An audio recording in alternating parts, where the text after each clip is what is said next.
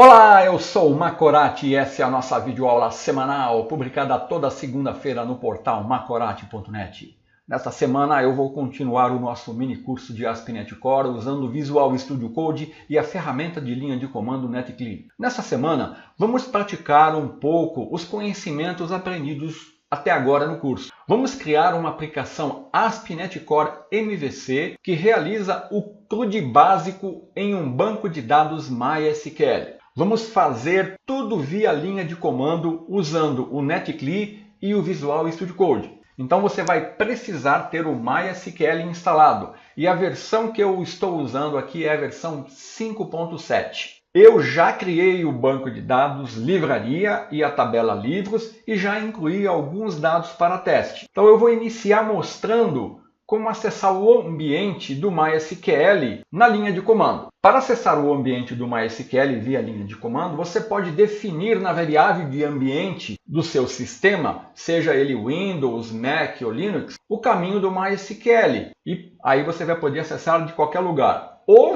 se você não quiser fazer isso, você pode dar os comandos que eu vou dar aqui diretamente na pasta onde você instalou o MySQL. É o que eu vou fazer. Então, o que eu vou fazer? Eu vou entrar no ambiente do MySQL, vou me logar e vou mostrar o banco de dados e as tabelas e os dados que nós vamos acessar. Eu estou partindo então de um banco de dados já existente. Estou usando a abordagem debug first. Então, vou abrir aqui um prompt de comando. Então, eu vou dar cd e vou acessar o diretório aonde eu instalei o meu MySQL. Vou dar um cd aqui, vou copiar e colei lá a pasta, né, para não ficar digitando aqui. Pronto, estou na pasta do MySQL. Então, se eu digitar MySQL user, eu estou usando o root. Não é aconselhável, mas eu estou usando. E a senha, password, você digita ela sem espaços depois do parâmetro P. Eu estou usando o gpx.pst. Então, eu vou fazer o login. Vou entrar no ambiente do MySQL. Já acessei o MySQL. Agora, eu vou dar um show databases para mim ver os bancos de dados. Eu tenho todos esses bancos de dados. O que eu vou usar vai ser o livraria. Então, eu tenho que dar um use para acessar esse banco de dados. Livraria. Agora eu vou dar um show tables para ele exibir as tabelas. Então eu só tenho uma tabela que é a tabela livro. Então eu vou ver a estrutura dessa tabela. Essa tabela tem 5 campos: ID, autor, lançamento, nome e preço. Então agora eu vou dar um select para ver os dados que eu tenho nessa tabela. Select asterisco from livros. Pronto, eu tenho aqui ID, autor, lançamento, nome e preço. Tenho 3 registros na tabela. Então está tudo certo aqui no meu ambiente. Então eu vou dar um exit e vou sair. Se você Para criar a tabela livre, a livraria e a tabela livros, você pode usar os comandos create database, você dá create database, o nome do banco de dados, depois você dá create table, o nome da tabela, aí você define os campos. ID é um int, not null, auto increment. O nome é um varchar de 80, not null. Data é um date, aí você define a chave primária. Isso aqui é um exemplo, tá? Então essa primeira parte está ok. Então vamos para a segunda parte. A segunda parte é onde eu vou criar o projeto. Então eu vou criar uma pasta, CRUD MySQL, vou dar um cd para entrar nessa pasta, vou dar um .NET New para ver as opções de projeto e vou criar um projeto ASP.NET Core, .NET New MVC. Vou aqui na linha de comando, vou limpar tudo, vou voltar para o raiz, então vou dar md CRUD MySQL, estou criando a pasta, cd CRUD MySQL, vou entrar na pasta. Então eu vou dar .NET New para ver as opções de projeto que eu tenho. Então eu tenho aqui ASP.NET Core Model View Controller, é o MVC. Então para mim criar um projeto MVC, eu estou na pasta, ele vai criar nessa pasta onde eu estou, .NET New MVC. Ele vai criar o projeto, restaurou os pacotes. Pronto, está aqui a estrutura do meu projeto, eu já posso abrir e visualizar no Visual Studio Code. Então está aqui o meu projeto no Visual Studio Code e agora eu vou para a outra etapa. A outra etapa é a etapa mais importante, onde eu vou incluir os pacotes. Então eu vou usar o pacote para acessar o MySQL, eu tenho que usar um provedor, o banco de dados que eu quero acessar. No caso eu vou usar o pacote do Pomelo. Pomelo Entity Framework Core MySQL. Então eu estou usando o Entity Framework Core. Eu tenho que instalar o pacote do Pomelo. Existe um pacote da Microsoft Entity Framework Core MySQL, mas eu fiz um teste com ele não funcionou não. Então vou usar esse pacote do Pomelo. Eu vou ter que incluir cada um desses pacotes aqui. Depois eu vou ter que editar o arquivo de projeto e incluir essa referência aqui, o Microsoft Entity Framework Core Tools.NET. Esses pacotes aqui de baixo, eles são necessários para mim poder gerar o controlador e as views via linha de comando. Então eu vou iniciar incluindo os pacotes do Pomelo, depois do Entity Framework e do Code Generation. Então eu vou voltar aqui na linha de comando, vou limpar .NET Add Package. Então eu vou iniciar com o pacote do Pomelo, tá? Então eu vou copiar e colar para eu ganhar tempo aqui. Então, pacote do Pomelo para o MySQL. Ele já instalou. Agora eu vou acessar o cache aqui e agora eu vou instalar o pacote do Pomelo Entity Framework Core MySQL Design. Ele já instalou, tá? Ele vai lá no repositório do NuGet. Se você visualizar aqui, abrir o Visual Studio Code, eu vou restaurar, ele está pedindo para restaurar e abrir o arquivo de projeto.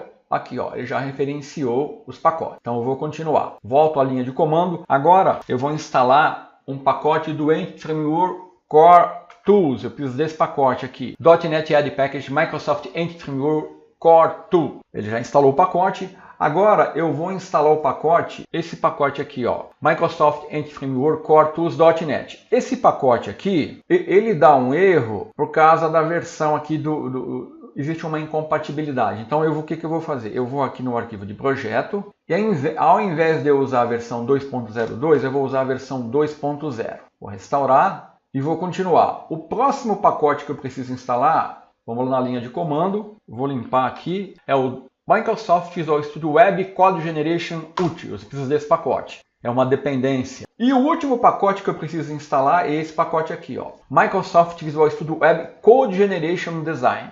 Pronto, ele instalou todos os pacotes. Então deixa eu recolher aqui. Agora o que eu tenho que fazer? Eu tenho que referenciar aqui nesse item group aqui, ó. Eu vou copiar e colar a linha, que eu tenho que incluir uma referência ao Microsoft Entity Framework Core Tools.NET. Esse aqui, ó. Agora sim. Eu tenho duas referências, o Microsoft Visual Studio Web Code Generation Tools e Microsoft Entity Framework Core Tools.NET. Pronto. Para você saber se os pacotes foram instalados corretamente, na linha de comando você digita .NET EF-H. Beleza, então vamos continuar. A próxima etapa vai ser eu criar minha classe de domínio. Ela vai ter uma estrutura igual a da minha tabela. Então eu vou aqui no Visual Studio Code, vou aqui no projeto, vou fechar essa janela aqui, vou criar na pasta Modules mesmo, tá? Vou clicar com o botão direito, New C# Class, vou chamar de livro.cs. que é uma classe C#.